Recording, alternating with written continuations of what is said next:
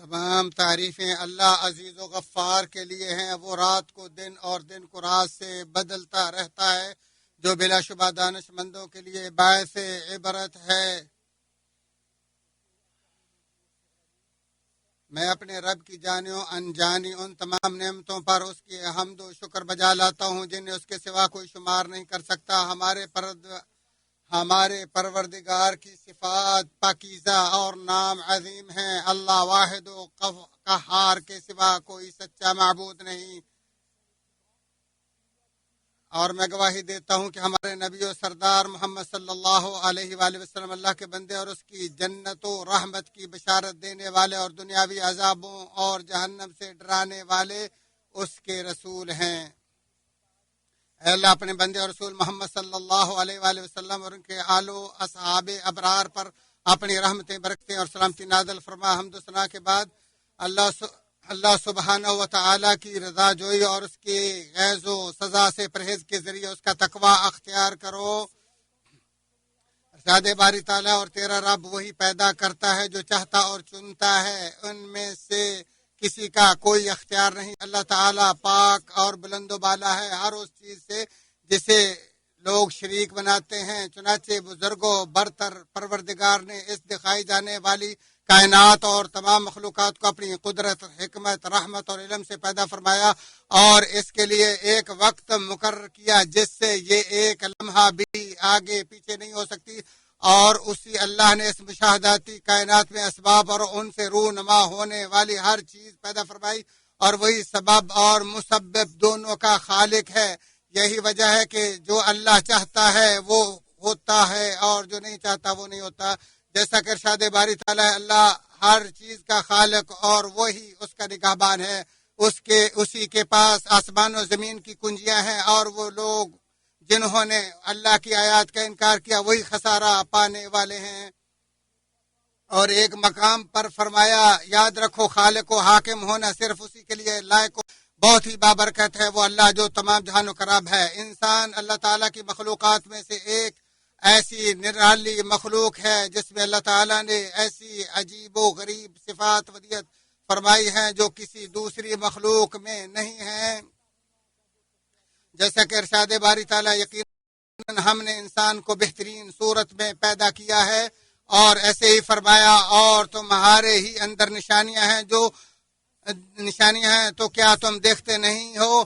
ایک اور مقام پر فرمایا، اور اللہ کی نشانیوں میں سے ہے کہ اس نے تم کو مٹی سے پیدا کیا، پھر اب تم انسان بن کر چلتے پھرتے پھیل رہے ہو۔ اللہ تعالیٰ نے اولاد آدم کی عزت افزائی کے احسان کا تذکرہ کرتے ہوئے فرمایا، بلا شبہ ہم نے بنی آدم کی عزت افزائی کی اور انہیں بر و بحر میں سواریاں اور پکیزہ روزیاں عطا کی، اور انہیں اپنی بہت سی مخلوقات پر فضیلت بخشی۔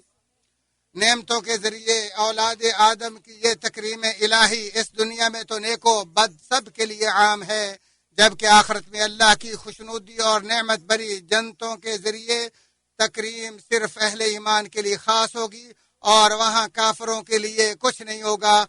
تیرا رب کسی پر ظلم نہیں کرتا، بلکہ وہ آخرت میں جن و انس میں سے صرف اسی کو عزت عطا کرے گا جس نے اس کی اطاعت کی ہوگی۔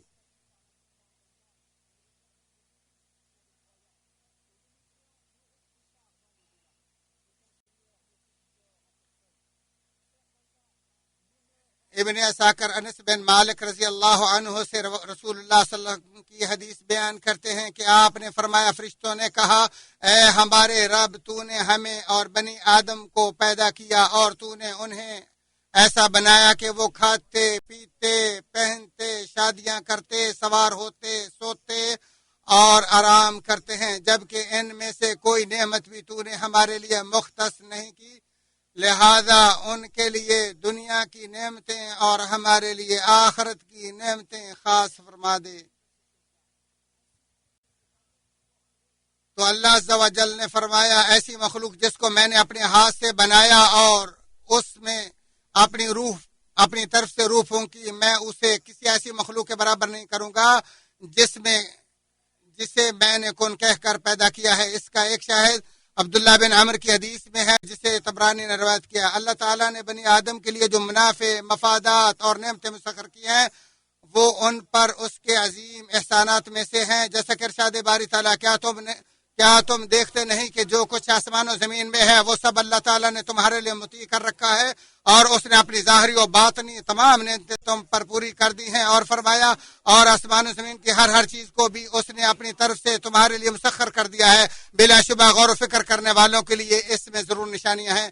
اولاد آدم پر نعمتوں کی اس بھرمار کا مقصد یہ ہے کہ وہ سب کے سب اللہ تعالی کے سامنے سرنگوں ہوں اور اسی کا شکریہ ادا کریں اور کسی ایک کو بھی اس کا شریک نہ بنائیں، جیسا کہ ارشاد باری تعالیٰ ہے یہ اس لیے ہے کہ وہ تم پر اپنی نعمتیں پوری کر دے اور تم اسی کے سامنے سرنگوں رہو۔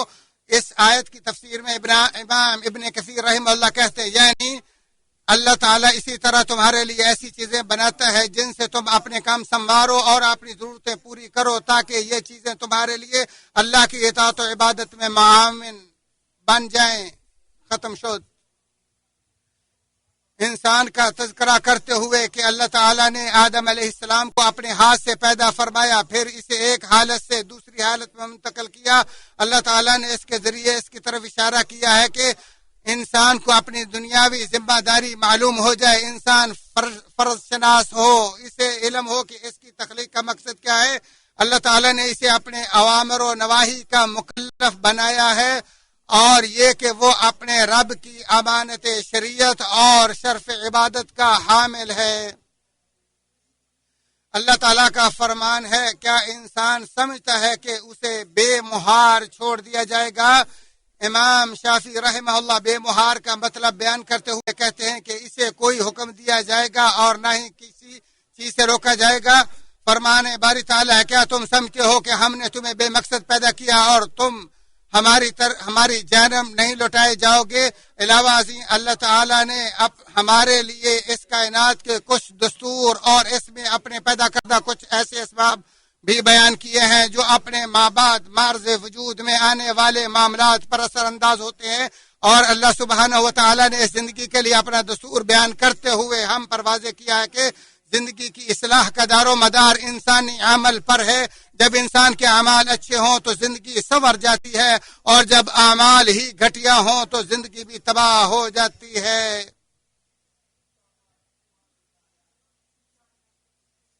اسی طرح اللہ تعالیٰ کے فضل و عدل کی بدولت انسانی اعمال کے اچھے یا برے اثرات ہر چیز پر پڑتے ہیں، حتیٰ کہ حیوانات و نباتات بھی متاثر ہوتے ہیں۔ لہذا ہر انسان کے لیے ضروری ہے کہ وہ اطاعت پر ڈٹ جائے اور حرام چھوڑ دے۔ چنانچہ انسان کی اصلاح عمل کی بدولت زندگی کے خیرات و برکات کا تذکرہ کرتے ہوئے اللہ تعالیٰ فرماتا ہے، اگر بستیوں والے ایمان لاتے اور تقوی اختیار کرتے تو ہم ان پر آسمان و زمین سے برکتیں کھول دیتے، لیکن انہوں نے جھٹلا دیا تو ہم نے بھی انہیں ان کی کارستانیوں کی وجہ سے پکڑ لیا، اور فرمایا اہل کتاب اگر ایمان لاتے اور تقوی اختیار کرتے تو ہم ان کی خطائیں ضرور مٹا دیتے اور انہیں نعمتوں والی جنت میں لازم داخل کرتے، اور اگر وہ تورات و انجیل اور اپنی طرف اپنے رب کی نازل کردہ دیگر کتابوں پر عمل پیرا رہتے تو ان کے کھانے کے لیے رزق اوپر سے برستا اور پاؤں کے نیچے سے ابلتا۔ قرآن کریم ہی وہ کتاب ہے جسے اللہ تعالیٰ نے مسلمانوں اور اہل کتاب کے لیے نازل فرمایا، اور جس کی من جانب اللہ حفاظت کی گارنٹی کی وجہ سے اس میں کوئی بھی رد و بدل نہیں کر سکا۔ فرمان باری تعالیٰ ہے، جو لوگ ایمان لائے اور انہوں نے اپنے ایمان میں ظلم کی آمیزش نہیں کی تو انہیں لوگوں کے لیے امن ہے، اور یہی لوگ ہدایت یافتہ ہیں۔ نبی مکرم صلی اللہ علیہ وآلہ وسلم کی تفسیر کے مطابق یعنی جنہوں نے اپنے ایمان میں شرک مکس نہ کیا، اور فرمانے باری تعالیٰ ایمان والو اگر تم اللہ کی مدد کرو گے تو وہ تمہاری مدد کرے گا، یعنی اگر تم اللہ کے دین کی مدد کرو گے تو وہ تمہاری مدد کرے گا۔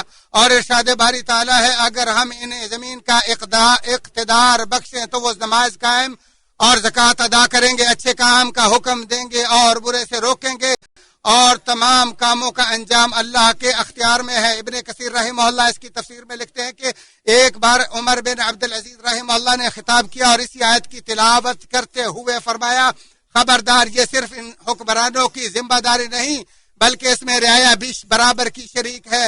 کیا میں تمہیں یہ نہ بتاؤں کہ اس میں حکمرانوں پر تمہارے حقوق کون سے ہیں اور تم پر حکمرانوں کے کیا حقوق ہیں؟ ان پر تمہارے حقوق یہ ہیں کہ وہ حقوق اللہ کے متعلق تمہارا محاسبہ کرے، تمہارے درمیان انصاف کریں اور حسب استطاعت صحیح ترین سمت کی طرف تمہاری رہنمائی کریں، جبکہ تم پر ان کی اطاعت ضروری ہے۔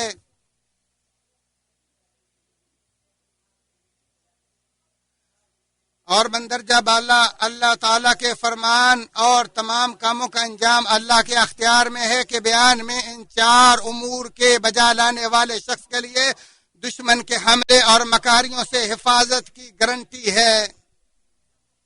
جیسا کہ اللہ تعالیٰ کا فرمان بھی ہے، اگر تم صبر کرو اور اللہ تعالیٰ سے ڈرتے رہو تو ان کی مکاری تمہارا کچھ بھی نہیں بگاڑ سکتی، اور یقینا اللہ ان کے اعمال پر محیط ہے۔ جیسا کہ انسان کے نیک عمل کی بدولت خیر و بھلائی عام ہوتی ہے، اسی طرح اس کی ذات پر بھی اس کے خصوصی اثرات نمودار ہوتے ہیں، جیسا کہ ارشاد باری تعالی ہے، جو شخص بحالت ایمان نیک عمل کرے، خواہ وہ مرد ہو یا عورت، ہم اسے یقیناً انتہائی بہترین زندگی عطا کریں گے اور انہیں ان کے نیک اعمال کا بہترین بدلہ بھی ضرور بضرور دیں گے۔ اور اس کے برعکس انسان کی بد اعمالیاں جس طرح اسے نقصان پہنچاتی ہیں، اسی طرح زندگی کو بھی تباہ کر دیتی ہیں۔ فرمان باری تعالی ہے، اگر حق ان کی خواہشات کی پیروی کرتا تو آسمان و زمین اور جو ان کے مابین ہے وہ سب تباہ ہو جاتا۔ اور فرمایا خوشی کی اور تری میں لوگوں کی بدعمالیوں کے باعث فساد پھیل گیا، اس لیے کہ اللہ تعالیٰ لوگوں کو ان کے بعض کرتوتوں کا مزہ چکھا دے، بہت ممکن ہے کہ وہ باز آ جائیں۔ فرمانے باری تعالیٰ ہے، تمہیں جو کچھ مصیبتیں پہنچتی ہیں وہ تمہارے اپنے ہاتھوں کے کرتوتوں کا بدلہ ہے، حالانکہ اللہ تعالیٰ تو بہت سی کوتاہیوں سے درگزر فرماتا ہے۔ چنانچہ انسان تو ان لوگوں کی حالت پر ذرا غور کر جنہوں نے برائیاں کی تو ان پر کیا کیا مصیبتیں نازل ہوئیں۔ فرمانے باری تعالیٰ ہے، اور ہم نے بہت سی ظالم بستیاں تباہ کر کے رکھ دیں اور ان کے بعد دوسرے نئے لوگ پیدا کر دیے۔ عبداللہ بن عمر رضی اللہ عنہما کہتے ہیں کہ رسول اللہ صلی اللہ علیہ وسلم نے فرمایا 5 گناہوں کے بدلے 5 سزائیں رونما ہوتی ہے۔ جب کسی قوم اعلانیہ فحاشی ہونے لگ جائے تو ان میں طاعون اور ایسی بیماریاں پھوٹ پڑتی ہیں جو ان کے اسلاف میں نہ تھیں، اور جب ان کے حکمران کتاب اللہ کے مطابق فیصلہ نہیں کرتے تو اللہ تعالیٰ ان کے درمیان پھوٹ ڈال دیتا ہے، اور جب لوگ اپنے مال کی زکوٰۃ ادا نہیں کرتے تو اللہ انہیں قحط میں مبتلا کر کے آسمان سے بارش کو روک دیتا ہے، اور اگر چھپائے نہ ہوتے تو بارش کبھی نہ ہوتی، اور جب لوگ ناپ تول میں کمی کرنے لگ جاتے ہیں تو وہ قحط و ظلم حاکم کا شکار ہو جاتے ہیں، اور جب لوگ اللہ اور اس کے رسول کے ساتھ عہد شکنی کرتے ہیں تو اللہ تعالیٰ ان پر کسی ایسے دشمن کو مسلط کر دیتا ہے جو ان سے ان کی ملکیت چھین لیتا ہے۔ ابن ماجہ۔ فرمانے باری تعالیٰ انسان کو وہی کچھ ملے گا جس کی اس نے کوشش کی، اور وہ اپنی کوشش ان قریب دیکھ لے گا۔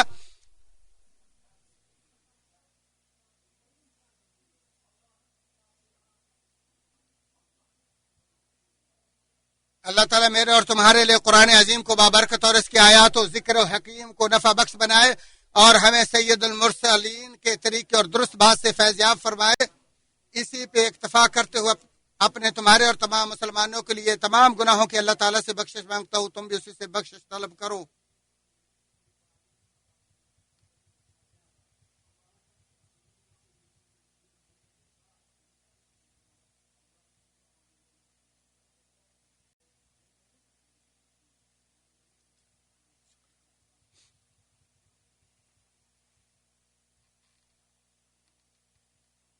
تمام تعریفیں اس اللہ کے لیے ہیں جو غالب، بخشنے والا، بردبار اور قدردان ہے۔ میں اپنے رب کی حمد و شکر بجا لاتا ہوں، اسی سے توبہ و استغفار کرتا ہوں۔ دنیا آخرت کے تمام معلوم و نامعلوم فضل و احسان پر اسی کی تعریف ہے، اور میں گواہی دیتا ہوں کہ اللہ وحدہ لا شریک کے علاوہ کوئی سچا معبود نہیں، اور وہی دلوں کے بھیدوں کا جاننے والا ہے۔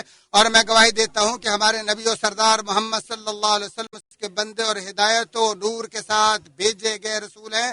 اے اللہ اپنے بندے اور رسول محمد اور نیکیوں کی طرف بڑھ چڑھ کر حصہ لینے والے آپ کے آل و اصحاب پر رحمتیں، برکتیں اور سلامتی نازل فرما۔ حمد و ثنا کے بعد اللہ تعالیٰ کا تقوی اختیار کرو تاکہ تم ایسے راہ الہی پر چل پڑو جو تمہیں اس کی جنتوں میں داخل کر دے اور تم رضا الہی کے حصول میں کامیاب ہو جاؤ۔ اے انسان ذرا غور کر کے اللہ تعالیٰ نے تمہیں کیا کیا نعمتیں عطا کی ہے جنہیں اللہ کے سوا کوئی شمار نہیں کر سکتا، لہذا ان کا شکر ادا کرو، کیونکہ اگر کوئی معمولی سی نعمت بھی تم سے چھن گئی تو اللہ کے سوا کوئی بھی اسے لوٹا نہیں سکتا، اور در حقیقت اللہ تعالیٰ کی کوئی نعمت بھی معمولی نہیں ہوتی۔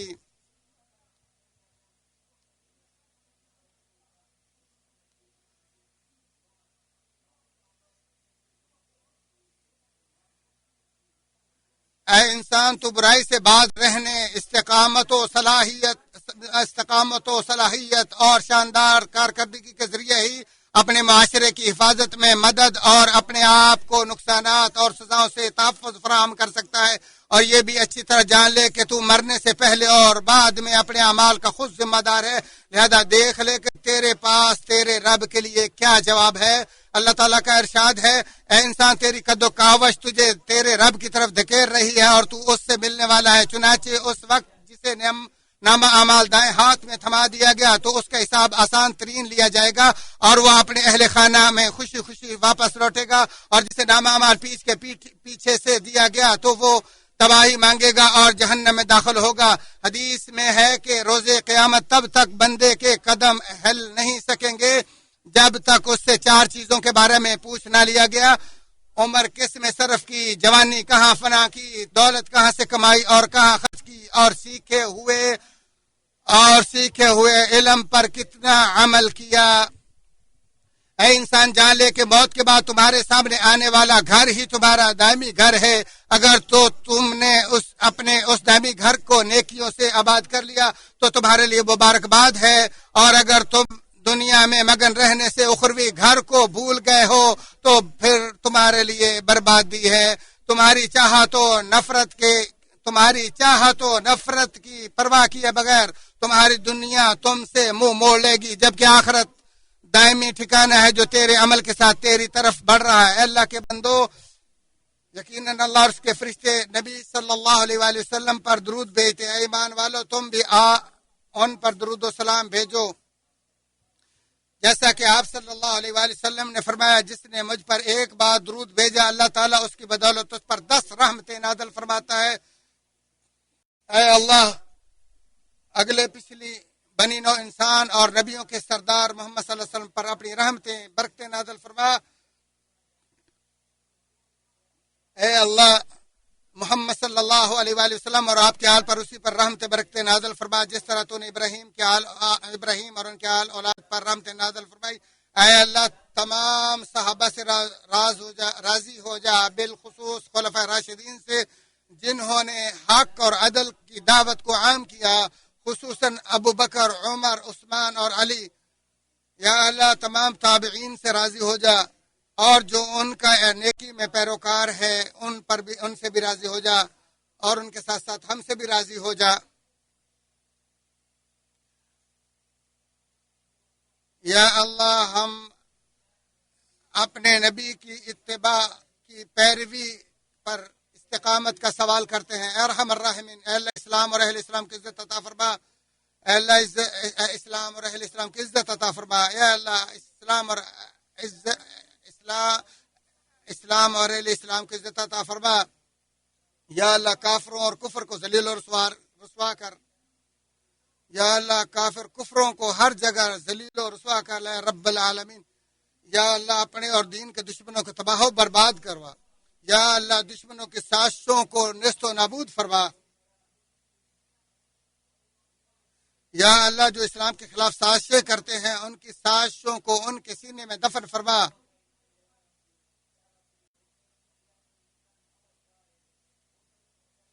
یا اللہ اسلام دشمنوں کی سازشوں کو نیست و نابید فرما۔ یا اللہ ان کے مکر و فریب سے ہماری حفاظت فرما۔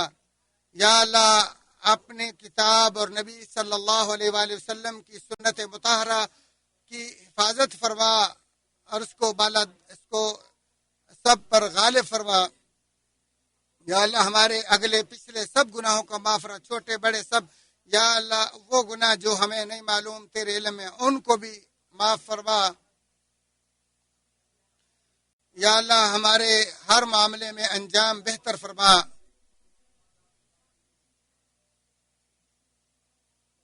یا اللہ ہمیں ہمارے گناہوں سے تجاوز فرما یا ذل جلال و اکرم.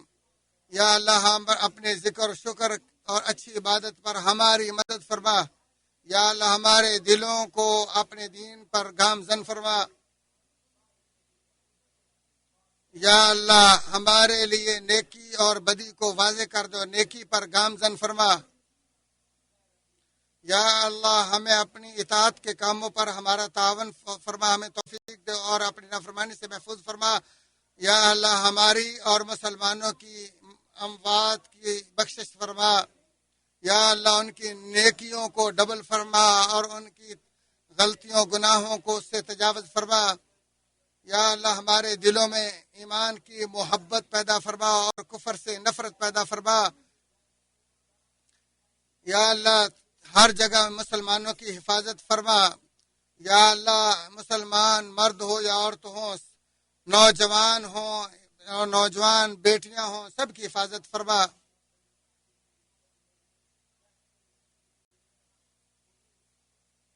یا اللہ مصیبت زدوں کی مصیبتوں کو دور فرما.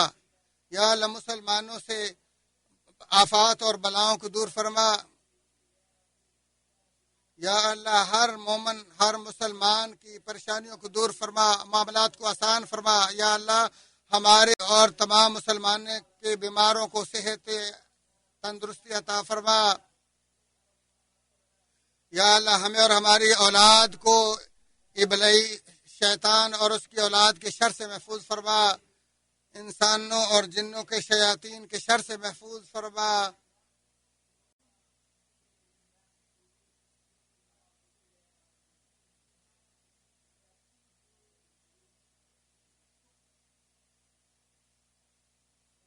یا اللہ ہم تیرے پیارے ناموں کے واسطے سے سوال کرتے کہ دنیا آخرت کی ہمیں بھلائیاں عطا فرما اور عذاب نار سے محفوظ فرما. یا اللہ ہمارے حاکم خادم الحرمین شریفین کو اپنی پسندیدہ اور اپنی پسندیدہ اعمال کی توفیق عطا فرما اور انہیں بھلائی اور اچھے کاموں کی توفیق عطا فرما اور ان کے ولی عہد کو بھی اپنی پسندیدہ اور لوگوں کی بھلائی کے کاموں کی توفیق عطا فرما.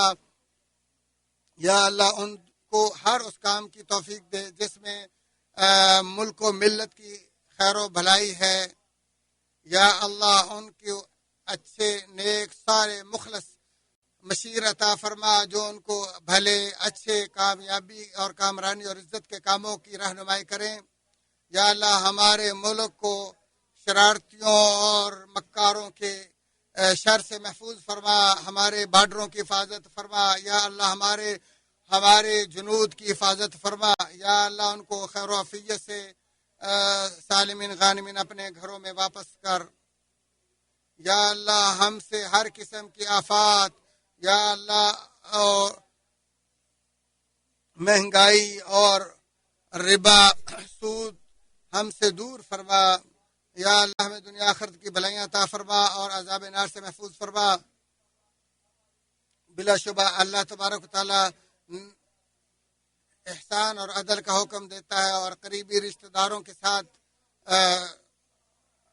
صلہ رحمی کا حکم دیتا ہے. اللہ تبارک و تعالی سب جانتا ہے جو تم کرتے ہو.